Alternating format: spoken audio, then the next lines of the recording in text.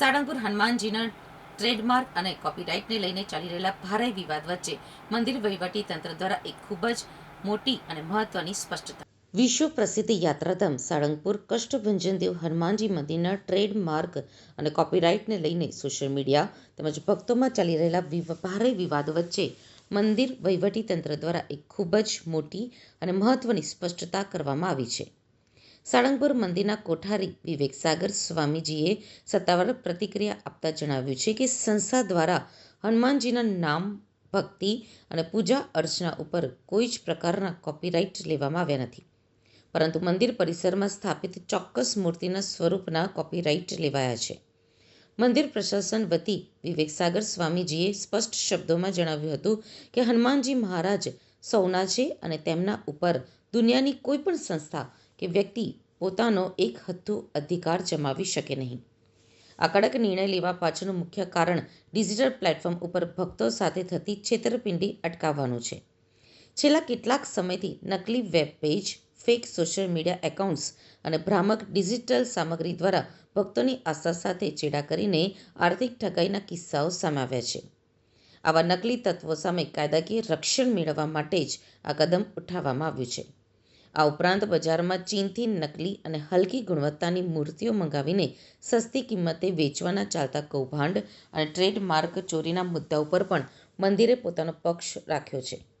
આવી ગેરકાયદેસર પ્રવૃત્તિઓથી મંદિરની છબી અને ભક્તોની પવિત્ર ભાવના દુભાય છે. અંતમાં કોઠારી સ્વામીજીએ અપીલ કરતા ઉમેર્યું હતું કે સનાતન ધર્મની એકતા અને ગરિમા જાળવી રાખવા માટે આવા સંવેદનશીલ ધાર્મિક વિષય ઉપર કોઈએ પણ રાજકારણ ખેલવું જોઈએ નહીં. જય શ્રી સ્વામિનારાયણ. જય કષ્ટભંજન દેવ. શ્રી કષ્ટભંજન દેવ હનુમાનજી મંદિર સાળંગપુર ધામ વતી હું સ્પષ્ટતા કરું છું. કોપીરાઇટ માત્ર કિંગ ઓફ સાળંગપુરની મૂર્તિની સુરક્ષા માટે છે. હનુમાનજી તો સૌના છે. છેલ્લા કેટલાક સમયથી સોશિયલ મીડિયામાં એવી ખોટી અફવા ચાલી રહી છે કે સાળંગપુર શ્રી કષ્ટભંજન દેવ હનુમાનજી મંદિરે હનુમાનજીના કોપીરાઇટ્સ કરાવી લીધા છે અને હવે કોઈ ભક્ત સંસ્થાની મંજૂરી વગર નવું મંદિર કે હનુમાનજીનું નામ રાખી શકશે નહીં. મંદિર આ બાબતને તદ્દન ખોટી અને ગેરસમજ ગણાવે છે. વાસ્તવિકતા અને કાયદાકીય પગલાંનું આ કારણ છે. સાળંગપુર ધામ ખાતે કિંગ ઓફ સાળંગપુર જે 54 ફીટની ઊંચી મૂર્તિ દાદાની સ્થાપના થઈ, તેના કેટલાક લેભાગુ તત્વો અને ધંધાદારીઓએ ભક્તોને છેતરવાનું મોટું નેટવર્ક શરૂ કર્યું છે. નકલી પ્રસાદ અને સાહિત્યની અંદર પણ સાળંગપુર ધામના નામે નકલી મૂર્તિઓ, સુવર્ણ વાઘાના ફોટાઓ, માળા અને દોરા તિલકનું ગેરકાયદેસર વેચાણ શરૂ કરાયું છે અને ઓનલાઈનમાં પણ ખૂબ મોટા પાયે છેતરપિંડીઓ ચાલુ રહી છે. સાળંગપુર ધામની નકલી વેબસાઇટ અને સોશિયલ મીડિયાના પેજ બનાવી ઘોડા ભક્તો પાસેથી નકલી રૂમ બુકિંગ, દાન અને સેવાના નામે કરોડો રૂપિયા પડાવવામાં આવી રહ્યા છે. ત્યારે ઘણા ભક્તો ચીનથી નકલી મૂર્તિઓ બનાવી આસ્થા સાથે ખિલવાડ કરીને છેક ચીનથી નકલી મૂર્તિઓ બનાવવાના ઓર્ડર અપાયા, જેમાં પવિત્રતાનો કોઈ અંશ નહોતો.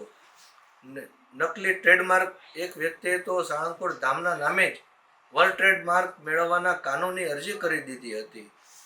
તેના માટે શ્રી કષ્ટભંજન દેવ હનુમાનજી મંદિર વતી આ સનાતન સ્પષ્ટતા કરી રહ્યું છું. આવી મોટી છેતરપિંડી અને આર્થિક લૂંટ વડા ભક્તોને બચાવવા માટે જ કાનૂની નિષ્ણાંતોની સલાહથી માત્ર સાળંગપુર ધામ સ્થિત કિંગ ઓફ સાળંગપુરની શ્રી વિશિષ્ટ મૂર્તિ, તેના સુવર્ણ વાઘા અને સંસ્થાના લોગો, તેના જ અમે કોપીરાઇટ અને ટ્રેડમાર્ક લેવામાં આવ્યા છે. અંજની પુત્ર હનુમાનજીના નહીં, ભગવાન હનુમાનજીના નામ, જાપ, પૂજા, અર્ચન, ભક્તિ કે નવું મંદિર સ્થાપવા માટે સંસ્થાને કોઈ જ વાંધો કે વિરોધ નથી. સમસ્ત ભગવાનના કોપીરાઇટ્સ ક્યારેય કોઈને મળી જ ના શકે. હનુમાનજી સદાય સૌના હતા, છે અને રહેશે. એમના પર કોઈ એકનો અધિકાર હોઈ ના શકે. જેમને પણ આ બાબતે શંકા હોય તેઓને હવે આ સાચી હકીકત સમજાઈ ગઈ હશે અને સર્વે સંતો, મહંતો, બ્રહ્મ સમાજ અને કોટી કોટી ભક્તો આ સત્યને સ્વીકારીને ગેરસમજોને દરગુજર કરે તેવી નમ્ર પ્રાર્થના અને કરોડો ભક્તોને આસ્થારૂપ ધર્મસ્થાનને કેન્દ્રમાં રાખીને કોઈ પણ પ્રકારનું રાજકારણ ન થાય એ આપણા સનાતનની એકતા માટે ખૂબ જરૂરી છે. અસ્તુ. જય શ્રી સ્વામિનારાયણ, જય કષ્ટભંજન દેવ.